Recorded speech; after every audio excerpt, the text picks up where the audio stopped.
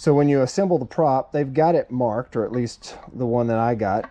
It shows you right where those should go together, right here with these marks. And plus, you have the brand name, I guess, on the forward facing. So that's how you want to put it on if it's like the Maverick, which I assume that it is, or all props that I've used, you always use the wording out towards you. So I'm going to go ahead and put my spacer on and slide that over the shaft there and get that aligned up. So I should have had that set up so that was directly aligned. All right. So I'm going to bring that to the top. So I have my bolt pattern here at the top. I'm going to put my spacer on, slide these on, and try to center those up. Push that in. And if you don't have this assembled properly, you're going to have a real hard time aligning the bolts. And you want to do these finger tight because you don't want to cross thread this, because then you would have to replace that hub on the back, which it's aluminum. And with these stainless steel bolts, it wouldn't be hard. So like if you can't run that in more than finger tight, you might be cross threading it. So you got to be careful. So I'm gonna run okay, I've run it down enough. So I haven't tightened it down yet. There's probably at least a little bit of space back there. So what I want to do right now is do like a star pattern. I'm going to start here. I'm going to go to that one. I'm going to go to this one, that one, that one, that one. Just so I want to go directly across and do the one above this one.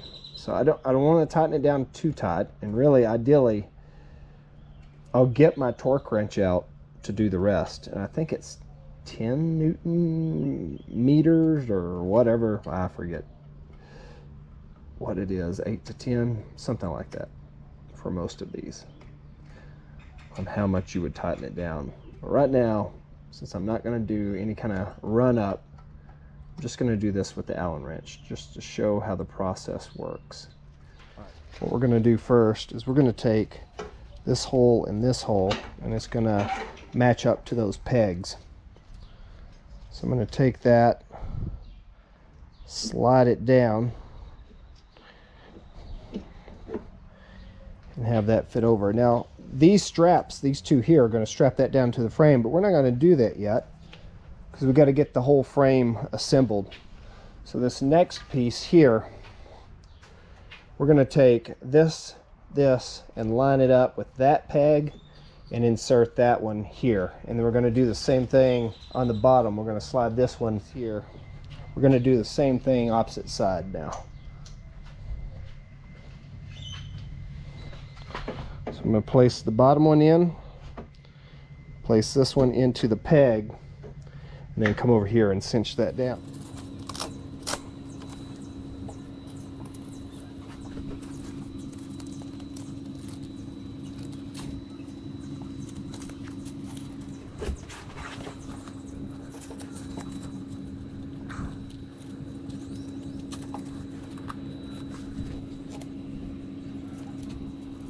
Then we have this one and this one. That locks this frame, top frame, down to the main frame the engine's mounted to. That's what we're going to put our harness on in just a second.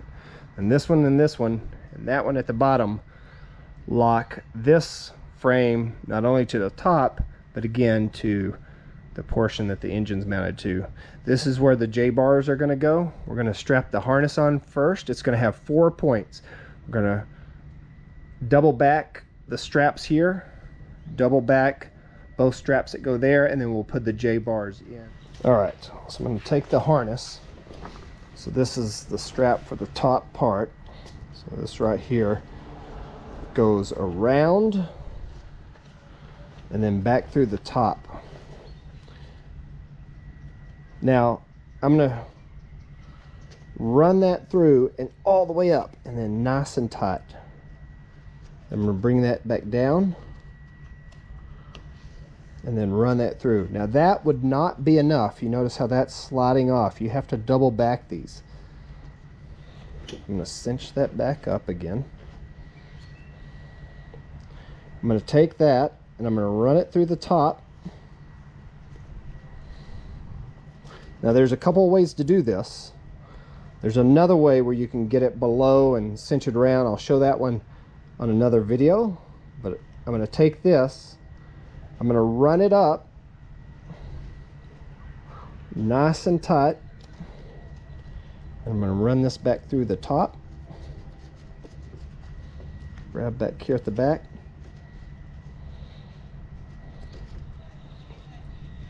and I'm going to cinch that up here.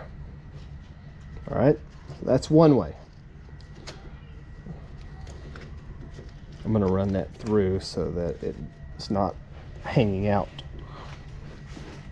Now there's another way to double back this. That's just one way.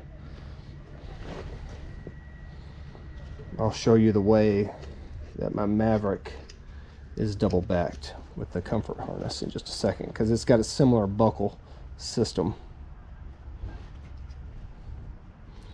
All right, again, I'm going to run this through. I'm going to run that all the way up to the top. Because if you don't do this right, those straps could come undone, that could flip around, and then your prop would be facing your feet if it's still running. Hopefully you would kill it if that happened, but or the whole thing could shake loose. So I'm going to run that all the way up nice and tight. I'm going to run that back through the top part again and bring it out the side. I'm going to bring it out this side closest to the strap so I can run it through here. Now that's not the only way to do that, but that will secure it so that it doesn't shake loose on you over time, because that'll cinch down on this strap. These two will cinch down, and you can always, makes it real easy to check. So I'm going to do the same thing I did here, but over here on the side of the harness. Okay, before or after you've hooked up the harness, so you've got the harness secured to the top, don't do any other straps yet. You want to leave this strap off until you've done the J-bar, because you want a lot of tension in this bar, or a lot of tension in this strap, but you have to put the J-bar on first, or otherwise, if you do this strap first before you do the J-bar, you may have so much tension in there you can't get the J-bar in. So do the J-bar first. This is real similar to the type of harness they use for the mini plane. And slide your pin in, lock it down. Now, again, make sure that yours has or came with a bolt. Make sure all your straps are straight. So check it again, make sure they would all line up straight, that they're not twisted. This is a high hang point harness. And make sure your J-bar is hooked that way. That's how you want it to lock in, so that the J-bar hooks upwards. Now I'm going to do the same thing to the other side. Put the other J-bar in. So that was just a little bit more tough to secure because I had already cinched this down. Bring it around that side. I'm going to cinch that down through both of these loops on the bracket. Cinch that all the way up. See, I can feel the tension there. So I'm not going to be able to get as close to the frame once that J-bar is hooked up as I could without it, but I want that. I want to have that tension because that provides some extra tension here on this strap that's on the inside of the J-bar. That'll provide some support for it, because you can see how it comes up here to the top part. Now I'm going to bring that back around. I'm going to bring it through the top or the left hand side of that buckle. I'm going to bring that all the way down. I'm going to run this through again, and I don't know if you've ever tied a clove hitch. This is what I like to do on my harnesses because it makes it easy for me to get them untied eventually, but I'm essentially creating like a little half hitch almost. Not a clove hitch, but that's what a clove hitch is two half hitches together. So I'm doing like a little half hitch. Like if you ever had a clove hitch shake loose on you and then you started putting extra half hitches in, it'll secure it and prevent it from shaking loose. The thing I have not added is the battery. It's going to go over here on this side of the frame. I don't have it yet. It's going to be a 24-volt battery. One thing that I wanted to talk about that I had mentioned in the last video, but I wanted to kind of clarify. I had mentioned that these had pulled loose. Let me get the throttle out of the way. So that didn't pull loose from the cage itself, but you see how these are kind of pinched together? They're pressed together. That doesn't work so great with rope. And so that's what I was talking about redoing. It's not a big deal. Even this one I may bring out and tie it maybe with a tape knot, cinch it down, take some of the slack out. That was my criticism from the last video. It's not a big deal because I actually like this top of frame, because if something went wrong with this, I could replace it really easy. This is really easy for me to do. And I just like how it kind of goes together. It's really portable and easy to break down, easy to put together. What's cool is these, I'm fairly big for this type of harness. I'm just underneath the weight limit. So I'm 195 pounds, I'm 6'2", and I was afraid I would not fit inside these bars, but to me, it's actually got more space than what my mini plane gave me, because those bars swing out. And this is actually a really nice harness. It's real close to what I had for my mini plane. Well padded. Place for me to hook my reserve, and plenty of space over here to put some reserve pockets. I actually have some cargo containers that I'm gonna put on this that I carry on my bike for camping trips. They slide in J-bars really well. I used to use them on my mini plane for para camping.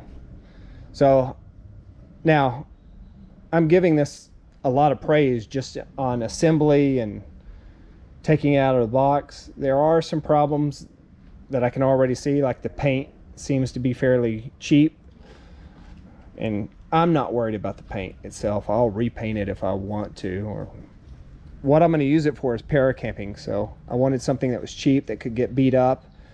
I didn't want to be taking my Parajet Maverick out. So that's what this is for. The next thing to do is I got to do the engine break-in, got to do the hang check, and when I get my first flight, check that thrust.